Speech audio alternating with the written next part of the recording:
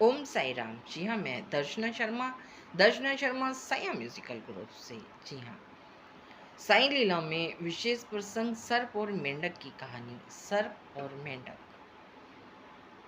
अब तक जितनी भी बातें बाबा ने मेंढक और सर्प को कही, उस सब बातों से यात्री बहुत ही अचंभित था। उसे अचंभा हो रहा था और साथ ही में उसकी समझ में भी नहीं आ रहा था कि ये सब हो क्या रहा है।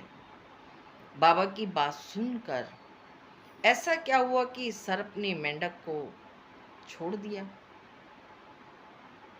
सर्प ने मेंढक को छोड़ दिया और साथ ही बाबा ने ये भी कहा कि वीरभद्रप्पा, चैन बसप्पा, कब तक ये दुश्मनी निभाओगे?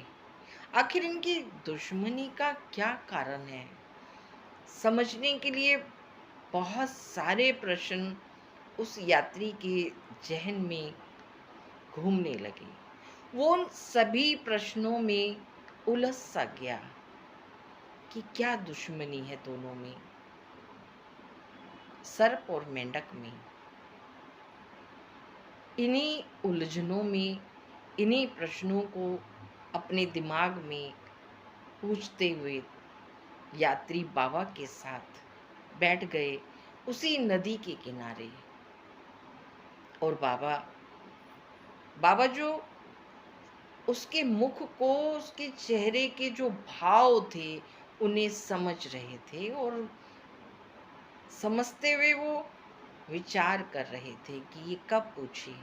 पर यात्री हिम्मत नहीं कर पा रहा था कि बाबा से प्रश्न करे। बाबा ने अंत में कहा कि तुम सर्प और मेंढक की कहानी जानना चाहते हो, पूर्ण जन्म जानना चाहते हो। यात्री भी हाथ जोड़ के मुस्कुराने लगा। बाबा कहते हैं, मैं तुम्हें आज पूर्ण रूप से सर्प और मेंढक की कहानी सुनाता हूँ।